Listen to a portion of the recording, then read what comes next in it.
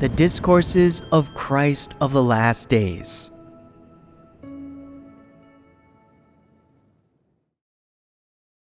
The proper fulfillment of duty requires harmonious cooperation. Harmonious cooperation is required for the proper fulfillment of duty. Because all people have corrupt dispositions and none possess the truth, it is only through harmonious cooperation that they can fulfill their duties properly. Harmonious cooperation is not only beneficial to people's life entry, but also to the proper fulfillment of their duties and the work of the church. Those who cooperate harmoniously are people of relatively good humanity and honesty. But if someone's humanity is not good, if they are too arrogant and self-righteous, or too crooked and crafty, then they have no way of cooperating harmoniously with others. Some people don't engage in honest work, are not conscientious when fulfilling their duty, and always commit evil acts. People like this cannot cooperate with others, and cannot find harmony or get along with anyone. Such people have no humanity and belong with the beasts and the devil, Satan. All obedient and submissive people of good humanity will assuredly have results when fulfilling their duty, and easily cooperate with others. As for those who do not attend honestly to fulfilling their duty, who act out, or even disturb other people who are performing their duty, if they are incorrigible after multiple exhortations and are never of the mind to repent, always causing disruptions and disturbances in their duties, and the quality of their humanity is vile, then they should be cleared out without delay, so as to avoid bringing trouble or calamity upon the work of the church. This is a problem that leaders and workers must solve. Some people are irresponsible when fulfilling their duty, resulting in work always having to be redone. This seriously affects the work's effectiveness. Apart from a person being deficient in specialist knowledge and lacking experience, are there any other reasons for the appearance of this problem? When a person is comparatively arrogant and self-righteous, makes decisions on their own, and does not perform their duty according to principle. Specialist knowledge and experience can be learned and accumulated bit by bit. But if there is a problem with a person's disposition, do you think it is easy to solve? No, it's not easy. Then, how should it be solved? The person must experience chastisement and judgment, and be pruned and dealt with. They need to experience judgment and chastisement, and be pruned and dealt with. These words are correct, but can only be achieved by those who pursue the truth. Can those who do not love the truth accept being pruned and dealt with? No, they cannot. When work always has to be redone as people perform their duty, the biggest problem is not a deficiency in specialist knowledge or lack of experience, but because they are too self-righteous and arrogant, because they do not work harmoniously, but decide and act alone, with the result that they make a mess of the work, and nothing is achieved, and all the effort is wasted. And the most grievous problem in this is people's corrupt dispositions. When people's corrupt dispositions are too grievous, they're no longer good people. They are wicked people. The dispositions of wicked people are much more severe than ordinary corrupt dispositions. Wicked people are liable to commit wicked deeds. They are liable to disrupt and disturb the work of the church. All that wicked people are capable of when they perform a duty is to do things badly and mess things up. Their service is more trouble than it's worth. Some people are not wicked, but they perform their duty according to their own corrupt dispositions, and they, likewise, are incapable of performing their duty properly. In sum, corrupt dispositions are extremely obstructive to people performing their duty properly. Which aspect of people's corrupt dispositions would you say has the greatest impact on the effectiveness with which they perform their duty? Arrogance and self-righteousness. And what are the chief manifestations of arrogance and self-righteousness? Making decisions alone, going your own way, not listening to other people's suggestions, not consulting with others, not cooperating harmoniously, and always trying to have the final say on things. Even though a good few brothers and sisters may be cooperating to perform a particular duty, each of them attending to their own task, certain group leaders or supervisors always want to have the final say. Whatever they are doing, they never cooperate harmoniously with others, and they do not engage in fellowship, and they rashly do things without reaching consensus with others. They make everyone listen only to them, and herein is the problem. Moreover, when the others see the problem, yet do not come forth to stop the person in charge, it ultimately results in a situation where people are not effective in their duties. A complete mess is made of the work, and everyone involved has to redo their work, tiring themselves out in the process. Who is responsible for causing such a severe result? The person in charge. Are the other people involved also responsible? The person in charge made decisions on their own, insisting on doing things their way, and the others saw the problem, but did nothing to stop them. And, what is more serious, they even follow along. Does this not make them accomplices?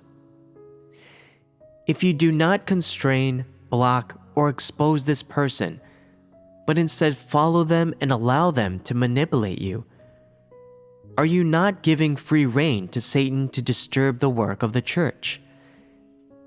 This is certainly your problem. When you see a problem yet do nothing to stop it, do not fellowship about it, do not try to limit it, and moreover, you do not report it to those above you, but play the part of people pleaser, is this a sign of disloyalty? Are people pleasers loyal to God?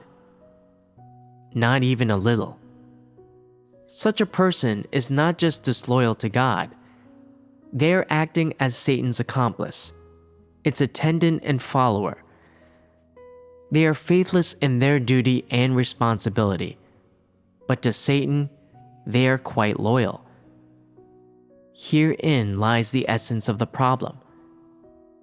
As to professional inadequacy, it is possible to constantly learn and draw together your experiences while performing your duty. Such problems can be easily resolved. The most difficult thing to resolve is man's corrupt disposition. If you do not pursue the truth or resolve your corrupt disposition, but are always playing the people pleaser and not dealing with or helping those whom you have seen violate the principles, nor exposing or revealing them, but always shrinking back, not taking responsibility, then such performance of duty as yours will only compromise and delay the work of the church. Treating the fulfillment of your duty as a trifle without taking an iota of responsibility doesn't just affect the work's effectiveness, but also leads to repeated delays in the church's work. When you fulfill your duty this way, Are you not just doing the bare minimum and being deceptive toward God? Does it show any devotion to God? If you are constantly just trying to do the bare minimum while fulfilling your duty, and are steadfastly unrepentant, then you will inevitably be cast out. How should you handle difficulties you encounter while performing your duty? The best way is for everyone to seek the truth together to solve a problem and reach a consensus. As long as you understand the principles, you'll know what to do. This is the optimal way to solve problems. If you do not seek the truth to solve a problem, and instead act only on your personal notions and imagination, then you are not fulfilling your duty. What difference is there between this and working in secular society or Satan's world? God's house is ruled by the truth and by God. No matter what problem appears, the truth must be sought to solve it. Regardless of how many different opinions there are or how much they differ, all of them should be brought up and fellowshipped on. Then, after a consensus is reached, action should be taken in accordance with principles. In this way, not only can you solve the problem, but you can also practice the truth and properly fulfill your duty. You can also achieve harmonious cooperation during the process of solving the problem. If those who do their duty all love the truth, then it is easy for them to accept and obey the truth. But if they are arrogant and self-righteous, then it is not easy for them to accept the truth, even when people fellowship on it. There are people who do not understand the truth, yet always want others to listen to them. People like this only disturb others who are doing their duty. This is the root of the issue, and it must be resolved before one's duty can be properly performed. If, in doing one's duty, one is always arrogant and willful, always making decisions on one's own, doing everything recklessly and as one pleases, without cooperating or discussing things with other people, and without seeking the truth principles, what sort of attitude is this toward one's duty? Can one's duty be properly fulfilled this way? If this kind of person never accepts being pruned and dealt with, doesn't accept the truth at all, and still continues to do things their own way, rashly and as they please, without repenting or changing, then it is not just an attitude problem, but a problem with their humanity and character. This is someone with no humanity. Can someone with no humanity fulfill their duty properly? Of course not. If, while doing their duty, a person even commits all kinds of outrageous acts and disturbs the work of the church, then they are an evil person. People like that are not fit to do their duty. Their performance of duty results only in disturbance and damage, and they do more harm than good. So they should be disqualified from performing their duty and removed from the church. That is why the ability to perform one's duty well is not solely dependent on a person's caliber, but principally on their attitude toward their duty, their character, whether their humanity is good or bad, and whether they are able to accept the truth. These are the root issues. Whether your heart is in your duty, whether you're doing your best and acting wholeheartedly, whether you have a serious and conscientious attitude toward fulfilling your duty, whether you are earnest and work hard, these are the things God looks at, and God scrutinizes everyone. Can people's duties be properly fulfilled if most of them are irresponsible and no one is earnest? And despite knowing in their hearts what is the right thing to do, they do not strive toward the principles, and no one takes it seriously? In this kind of situation, leaders and workers must follow up, inspect, and offer guidance, or find a responsible person to be the group leader or the person in charge.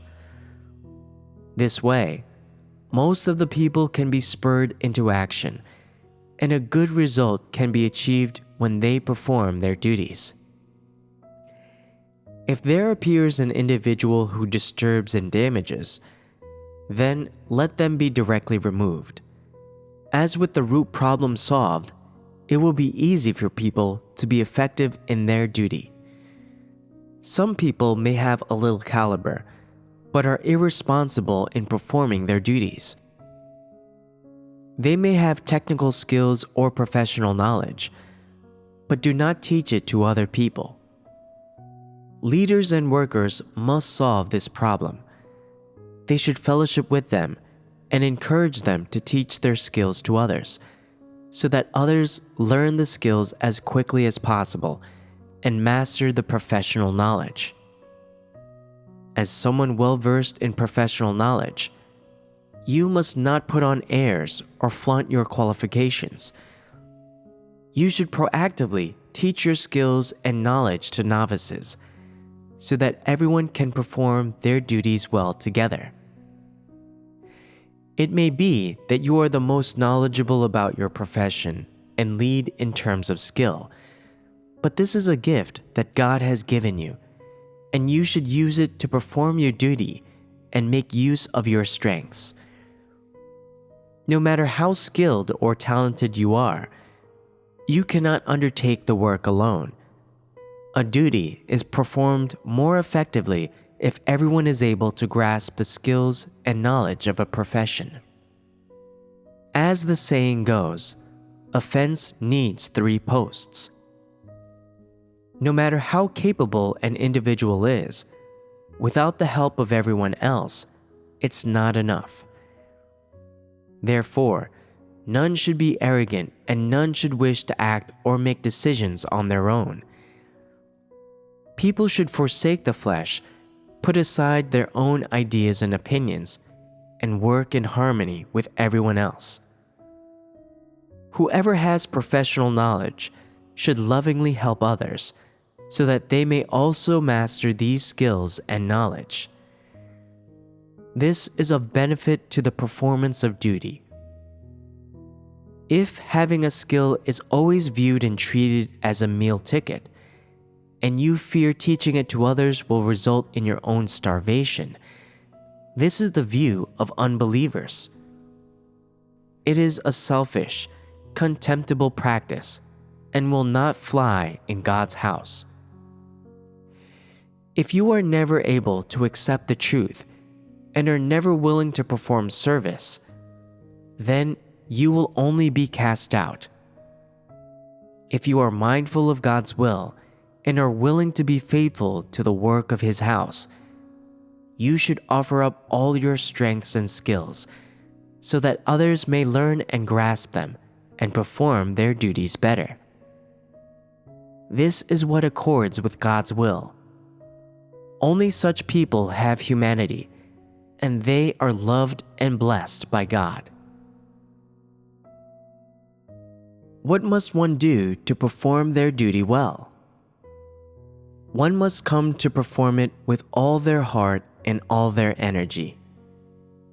Using all one's heart and energy means keeping all one's thoughts on performing their duty and not letting other things occupy them, and then applying the energy that one has, exerting the entirety of one's power, and bringing one's caliber, gifts, strengths, and the things they have understood to bear on the task. If you have the comprehension and understanding ability and have a good idea, you must communicate with others about it. This is what it means to cooperate in harmony. This is how you will perform your duty well, how you will achieve satisfactory performance of your duty. If you wish always to take on everything yourself, if you always want to do great things alone, if you always want the focus to be on you and not others, are you performing your duty? What you are doing is called autocracy. It is putting on a show. It is satanic behavior, not the performance of duty. No one, no matter their strengths, gifts, or special talents, can take on all the work themselves. They must learn to cooperate in harmony if they are to do the church's work well. That is why harmonious cooperation is a principle of the practice of performing one's duty.